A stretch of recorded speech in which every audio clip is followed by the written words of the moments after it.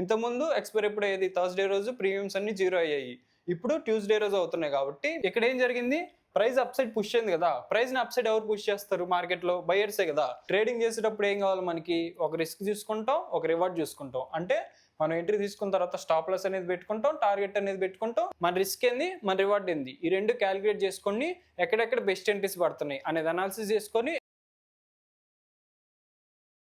Hello అండి, welcome to trading school Telugu. మనమైతే Friday రోజు వీడియోని పోస్ట్ చేయలేదు కదండి, అనాలిసిస్ వీడియో. ఎందుకంటే వీడియో అయితే రికార్డ్ చేసామండి, కాకపోతే ఏం జరిగిందంటే వాయిస్ అయితే క్లారిటీ లేదండి ఆ వీడియోలో. అందుకే వీడియో అయితే పోస్ట్ చేయలేదు, అనాలిసిస్ వీడియో. ఈ వీడియోలో మనం ఏం డిస్కస్ చేసుకుందాం అంటే ఫ్రైడే రోజు మార్కెట్లో ఏం జరిగింది, మండే రోజుకి మనం ఎలా ప్రిపేర్ అవ్వాలి మార్కెట్కి అనేది చూద్దామండి. ఇంకో ఇంపార్టెంట్ పాయింట్ ఏంటంటే నిఫ్టీ ఎక్స్పైరీ ఉంది కదండి. జనరల్గా నిఫ్టీ ఎక్స్పైరీ ఏ రోజు ఉంటుంది అందరికీ తెలుసు కదా, థర్స్డే ఉంటుందండి. కానీ ఈ వీక్ అంటే సెప్టెంబర్ మంత్ నుంచి ఏం జరుగుతుందంటే నిఫ్టీ ఎక్స్పైరీని ట్యూస్డేకి చేంజ్ చేశారండి.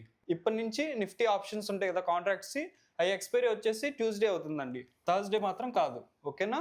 మంత్లీ కాంట్రాక్ట్స్ కూడా ట్యూస్డేనే అవుతాయి ఎక్స్పైరీ. కాబట్టి చూసుకొని ప్లాన్ చేసుకోండి. ఆప్షన్స్ ట్రేడింగ్ చేసే వాళ్ళు ఎవరైనా సరే, ఎక్స్పైరీ అయిపోతుంది కదా ట్యూస్డే అంటే ప్రీమియమ్స్ అన్ని జీరో అయిపోతాయి అనమాట. ఇంతకుముందు ఎక్స్పైరీ ఎప్పుడు అయ్యేది? థర్స్డే రోజు ప్రీమియమ్స్ అన్ని జీరో అయ్యాయి. ఇప్పుడు ట్యూస్డే రోజు అవుతున్నాయి కాబట్టి మీ ట్రేడ్స్ని దానికి తగ్గట్టు ప్లాన్ చేసుకోండి మార్కెట్లో. ఓకే, ఇప్పుడు మనం నిఫ్టీ 5 మినిట్స్ చార్ట్లోకి వచ్చామండి. ఓవరాల్గా మనం ప్రీవియస్గా గమనించామండి ప్రైస్లో ఏం జరిగింది అనేది. ఇక్కడ గమనించండి, ప్రైస్ ఫాల్ అయింది, అప్ సైడ్ వచ్చింది, మళ్ళీ ఫాల్ అయింది, అప్ సైడ్ వచ్చింది, మళ్ళీ ఫాల్ అయింది, అప్ సైడ్ వచ్చింది, మళ్ళీ ఫాల్ అయిందండి. ఇక్కడ మీరు లోలు గమనించండి, ప్రైస్లో కొంచెం దూరం ఉన్నాయి కదా. ఇక్కడ గమనించండి, లోలు అనేవి దగ్గర అయిపోయినాయి అండి. అంటే ఏం జరుగుతుంది, ప్రైస్ ఫాల్ అయ్యేటప్పుడు ఏం జరగాలి, లోలు అనేవి కిందకి వెళ్తూ ఉండాలన్నమాట. ఇక్కడ లోలు దగ్గర ఉన్నాయి కాబట్టి మార్కెట్లోకి బయర్స్ ఎంటర్ అవుతున్నారని అర్థం చేసుకోవచ్చు కదా. అంటే ప్రైస్ అనేది ఫాల్ అవ్వడానికి ఛాన్స్ తక్కువ ఉందన్నమాట. ఎందుకు? లోలు అనేది దగ్గర ఉన్నాయి కాబట్టి. మరి ఇక్కడ నుంచి అప్ సైడ్ వెళ్ళిద్దా అంటే వెళ్ళడానికి పాసిబిలిటీ ఎక్కువ ఉందండి. ఎందుకంటే సెల్లర్స్ అనే వాళ్ళు అగ్రెసివ్గా ఉన్నారనుకోండి మార్కెట్లో, ఏం జరిగిద్ది, ఫాల్ అనేది వచ్చేయాలి కదా. ఫాల్ అనేది రాకుండా ప్రైస్ ఒక లెవెల్ దగ్గర ఆగుతుంది కాబట్టి ఇక్కడ నుంచి లైట్గా అప్ సైడ్ రివర్స్ వెళ్ళడానికి పాసిబిలిటీ ఉందని అర్థం చేసుకుంటాం అండి మనం. దీన్ని ఇంకా క్లియర్గా మనం డైలీలోకి వెళ్ళి అనాలిసిస్ చేసుకుందాం అండి.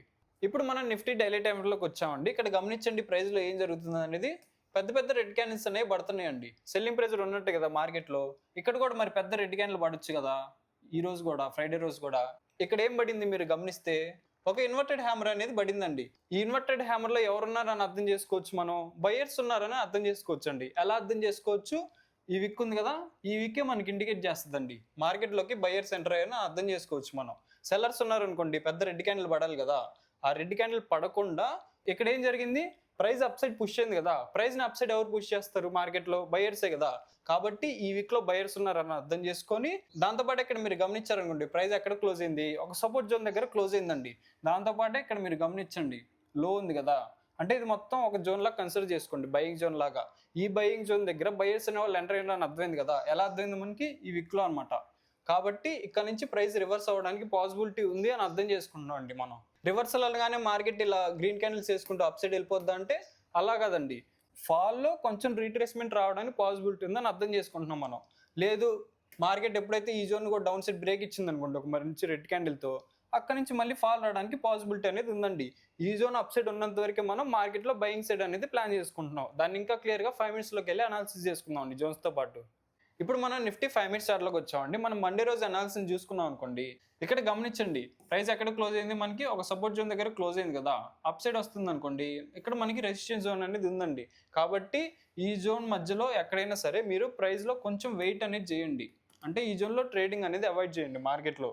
ఎప్పుడైతే ప్రైస్ ఈ లెవెల్ని అప్ సైడ్ బ్రేక్ ఇచ్చిందో ఒక మంచి గ్రీన్ క్యాండిల్తో, అక్కడ నుంచి అప్ సైడ్ వెళ్ళడానికి పాసిబిలిటీ ఉంది కాబట్టి అప్పుడు మీరు బయింగ్ ఎంట్రీస్ అనేది ప్లాన్ చేసుకోవచ్చు అండి.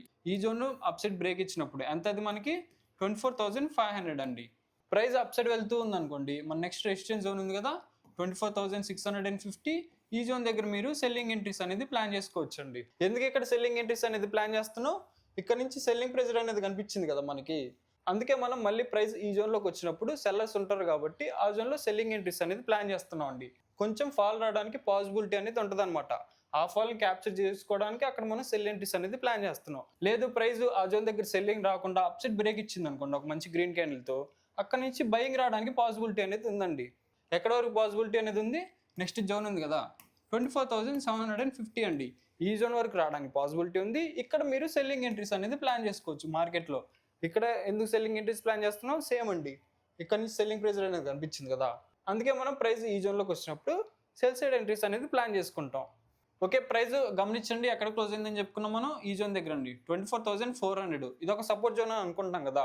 ఈ జోన్ దగ్గర ప్రైస్ కొంచెం కన్సల్టేషన్ అనేది జరిగి ఒక మంచి గ్రీన్ క్యాండిల్ ఫామ్ అయింది అనుకోండి, మార్కెట్లోకి బయర్స్ ఎంటర్ అయ్యారని ఇండికేషన్ ఇస్తుంది కదా మనకి గ్రీన్ క్యాండిల్.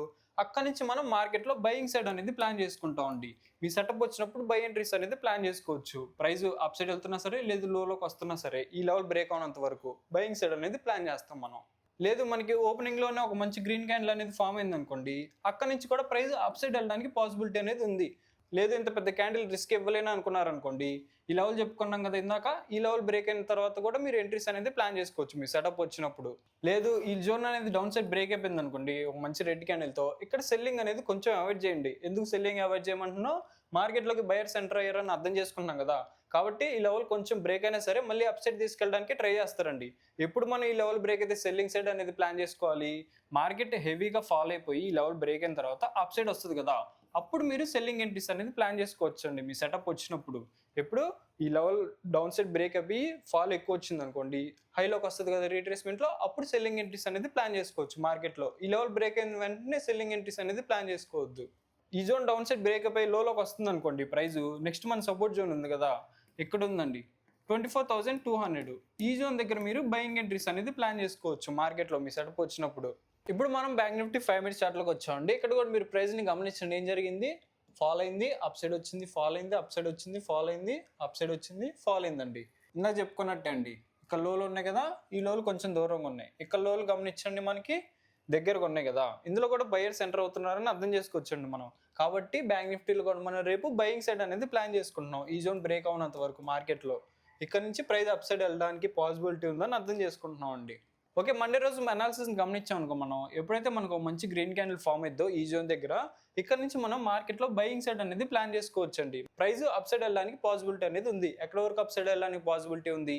నెక్స్ట్ మన రెసిస్టెన్స్ జోన్ ఉంది కదా, ఇక్కడ ఉందండి 54,230 అండి. ఈ జోన్ వరకు రావడానికి పాసిబిలిటీ అనేది ఉంది. ఈ జోన్ దగ్గర మీరు సెల్లింగ్ ఎంట్రీస్ అనేది ప్లాన్ చేసుకోవచ్చు మార్కెట్లో.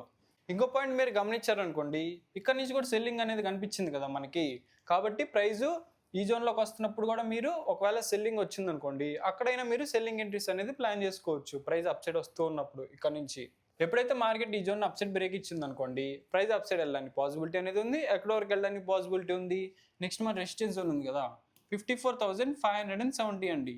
ఈ జోన్ దగ్గరికి రావడానికి పాసిబిలిటీ అనేది ఉంది. ఇక్కడ మీరు సెల్లింగ్ ఎంట్రీస్ అనేది ప్లాన్ చేసుకోవచ్చు మార్కెట్లో. లేదు ప్రైస్ అనేది ఈ జోన్ డౌన్ సైడ్ బ్రేక్ ఇచ్చింది అనుకోండి, ఇప్పుడున్న క్లోజ్ నుంచి ఇక్కడ కొంచెం వెయిట్ చేయండి మార్కెట్లో. నెక్స్ట్ సపోర్ట్ జోన్ ఉంది కదా, ఇక్కడ ఎంత అది మనకి 53,222 అండి. ఈ జోన్ మొత్తాన్ని కూడా మీరు ఒక బయింగ్ జోన్లా కన్సిడర్ చేసుకోండి మార్కెట్లో. ఎందుకంటే హెవీ ఫాల్ అనేది జరిగింది కదా, మళ్ళీ ఇక్కడ నుంచి ఫాల్ రావడానికి కొంచెం పాసిబిలిటీ అనేది తక్కువ ఉంది. కాబట్టి ఇక్కడ ఈ జోన్ మొత్తాన్ని ఒక బయింగ్ జోన్లా కన్సిడర్ చేసుకొని, ఈ జోన్లో మీకు బయింగ్ ఎంట్రీ సెటప్ వచ్చింది అనుకోండి, బై సైడ్ ఎంట్రీస్ అనేది ప్లాన్ చేసుకోండి. ఇక్కడ నుంచి ప్రైస్ అప్ సైడ్ వెళ్ళడానికి పాసిబిలిటీ అనేది ఉంది. లేదు మార్కెట్ ఎప్పుడైతే ఈ జోన్ కూడా డౌన్ సైడ్ బ్రేక్ ఇచ్చింది అనుకోండి ఒక మంచి రెడ్ క్యాండిల్తో, అప్పుడు మాత్రమే మనం మార్కెట్లో సెల్లింగ్ సైడ్ అనేది ప్లాన్ చేసుకుందాం అండి. ఇక్కడ నుంచి ఫాలో అవడానికి పాసిబిలిటీ ఉందని అర్థం చేసుకొని అక్కడ మనం సెల్లింగ్ ఎంట్రీస్ అనేది ప్లాన్ చేసుకుందాం ఈ జోన్ దగ్గర 53,222. ఓకే, మన డైలీ అనాలిసిస్ వీడియోస్లో చెప్తున్నాం కదండి, ఒక లెవెల్ దగ్గరికి వచ్చినప్పుడు ఇక్కడ బై ఎంట్రీస్ అనేది ప్లాన్ చేసుకోండి, మార్కెట్ అప్ సైడ్ వెళ్ళడానికి పాసిబిలిటీ ఉంటుంది. ఇక్కడ ఒక లెవెల్ చెప్తున్నాం, సెల్లింగ్ ఎంట్రీస్ ప్లాన్ చేసుకోండి, అక్కడ నుంచి మార్కెట్ ఫాలో అవడానికి పాసిబిలిటీ ఉందని డిస్కస్ చేసుకున్నాం కదా. బై అనగానే మార్కెట్ వెళ్ళిపోదండి రాకెట్ లాగా దూసుకుంటూ. మీరు సెల్ చెప్పారు కదా అని ఇక్కడ నుంచి సెల్లింగ్ వచ్చింది అనుకోండి, ఒకవేళ మార్కెట్ అనేది లోలు క్రాస్ చేసుకుంటూ వచ్చేది డౌన్ సైడ్. ఇక్కడ మనం ఏం చేస్తున్నాం అండి? ట్రేడింగ్ చేస్తున్నాం అండి. ట్రేడింగ్ చేసేటప్పుడు ఏం కావాలి మనకి? ఒక రిస్క్ తీసుకుంటాం, ఒక రివార్డ్ చూసుకుంటాం. అంటే మనం ఎంట్రీ తీసుకున్న తర్వాత స్టాప్ లాస్ అనేది పెట్టుకుంటాం, టార్గెట్ అనేది పెట్టుకుంటాం. రెండిట్లో ఏది హిట్ అయినా ట్రేడ్లోంచి ఎగ్జిట్ అయిపోవాలన్నమాట. ఇక్కడ నేను బై ఎంట్రీ తీసుకున్నా, ఇక్కడ నుంచి మార్కెట్ అప్ సైడ్ వెళ్ళిపోద్ది రాకెట్ లాగా, లేదా ఇక్కడ ఎంట్రీ తీసుకున్నా నేను సెల్ సైడ్, ఇక్కడ నుంచి మార్కెట్ ఓవరాల్గా ఫాల్ అయిపోద్దని పొజిషన్ని క్యారీ చేస్తూ ఉన్నారనుకోండి, అలా జరగదండి. మార్కెట్లో మూవ్స్ అనేవి చిన్న చిన్నవే ఉంటాయండి. అంటే ప్రైస్ అప్ సైడ్ వచ్చిందా కొంచెం రీట్రేస్ అయ్యిద్ది, మార్కెట్ ఫాల్ అయిందా కొంచెం రీట్రేస్ అయ్యిద్ది అప్ సైడ్, అట్లా చిన్న చిన్న మూవ్స్ ఉంటాయి. ట్రేడింగ్ చేసేటప్పుడు ఈ చిన్న చిన్న మూవ్సే పట్టుకోవడానికి ట్రై చేయాలండి మనం. ఇక్కడ నేను బై ఎంట్రీ ప్లాన్ చేస్తా, ఇక్కడ నేను ఎగ్జిట్ చేస్తా, ఇక్కడ నేను సెల్ ఎంట్రీ ప్లాన్ చేస్తా, ఇక్కడ ఎగ్జిట్ చేస్తా అని అనుకోకూడదండి ఎప్పుడు మార్కెట్లో. అలా జరగదండి ట్రేడింగ్లో ఎప్పుడు కూడా. అలా చెప్పారంటే అది ఖచ్చితంగా ఫేకే. కాబట్టి మనం ఏం చేయాలి ట్రేడింగ్ చేసేటప్పుడు మన రిస్క్ ఏంది, మన రివార్డ్ ఏంది, ఈ రెండు క్యాలిక్యులేట్ చేసుకొని ఎక్కడెక్కడ బెస్ట్ ఎంట్రీస్ పడుతున్నాయి అనేది అనాలిసిస్ చేసుకొని ఆ ఎంట్రీస్ తీసుకొని మార్కెట్లో మూవ్ అవుతూ ఉండాలండి. అప్పుడే మన క్యాపిటల్ గ్రో అయింది, మన స్కిల్ కూడా గ్రో అయింది అనమాట. ఇప్పుడు మనం సెన్సెక్స్ అవలీ చార్ట్లోకి వచ్చామండి. మనం ఏం చేస్తాం సెన్సెక్స్ చార్ట్లో లెవెల్స్ అనేవి చూసుకుంటాం కదా. ఇప్పుడు లెవెల్స్ అనేవి డిస్కస్ చేసుకుందాం. ప్రైస్ అప్ సైడ్ వస్తుంది అనుకోండి, ఫస్ట్ రెసిస్టెన్స్ జోన్ ఇక్కడ ఉందండి మనకి 80,340. ఈ జోన్ దగ్గర మీరు సెల్లింగ్ ఎంట్రీస్ అనేది ప్లాన్ చేసుకోవచ్చు. దాని తర్వాత ఎక్కడ ఉంది మనకి రెసిస్టెన్స్ జోన్, ఇక్కడ ఉందండి 80,590. దాని తర్వాత ఎక్కడ ఉంది, ఇక్కడ ఉందండి 80,900 అండి. ఈ మూడు మనకి రెసిస్టెన్స్ జోన్స్ లా యాక్ట్ అవడానికి పాసిబిలిటీ ఉంది. ప్రైస్ ఆ జోన్లోకి వస్తున్నప్పుడు సెల్లింగ్ ఎంట్రీస్ అనేది ప్లాన్ చేసుకోవచ్చు మీరు. లేదు ప్రైస్ ఫాలో అవుతూ వస్తుంది అనుకోండి, ఫస్ట్ సపోర్ట్ జోన్ ఎక్కడ ఉంది మనకి, ఇక్కడ ఉందండి 79,777 అండి. ఇది ఫస్ట్ సపోర్ట్ జోన్లో యాక్ట్ అవడానికి పాసిబిలిటీ ఉంది. ఇక్కడ నుంచి మీరు బయింగ్ ఎంట్రీస్ అనేది ప్లాన్ చేసుకోవచ్చు ఒక మంచి గ్రీన్ క్యాండిల్ పడినప్పుడు ఈ జోన్ దగ్గర. దాని తర్వాత ఎక్కడ ఉంది మనకి సపోర్ట్ జోను 79,340 అండి. దాని తర్వాత ఎక్కడ ఉంది, ఇక్కడ ఉందండి నెక్స్ట్ మనకి సపోర్ట్ జోన్ 78,690 అండి. ఈ మూడు సపోర్ట్ జోన్స్ లాగా యాక్ట్ అవడానికి పాసిబిలిటీ ఉంది. ఈ జోన్స్ దగ్గరకు వచ్చినప్పుడు ప్రైస్ లో మీరు బయింగ్ ఎంట్రీస్ అనేది ప్లాన్ చేసుకోవచ్చు. ప్రైస్ ఈ జోన్స్ లోకి రాగానే బయింగ్ కానీ సెల్లింగ్ కానీ ప్లాన్ చేయొద్దండి. అక్కడ ఏం జరుగుతుందో సైకాలజీని అర్థం చేసుకొని తర్వాత ఎంట్రీస్ అనేది ప్లాన్ చేసుకోండి. మీ సెటప్ వచ్చినప్పుడు అక్కడ సైకాలజీ ఎలా అర్థం చేసుకోవాలనేది మనం డైలీ నిఫ్టీలో చెప్పుకుంటాం కదా. ఇలా జరిగింది, ప్రైస్ లో బయర్స్ వచ్చారు, సెల్లర్స్ వచ్చారు, క్యాండిల్స్ ఇలా ఫామ్ అయినాయి. ఆ సైకాలజీని అర్థం చేసుకొని ఇక్కడే మీరు ఎంట్రీస్ అనేది ప్లాన్ చేసుకోవచ్చండి. ఓకే, నా అనాలిసిస్ కనుక నచ్చినట్టయితే వీడియోకి అయితే లైక్ చేయండి. ఏమైనా డౌట్స్ ఉంటే కామెంట్ చేయండి, ఛానల్ సబ్స్క్రైబ్ చేసుకోండి. Thank you.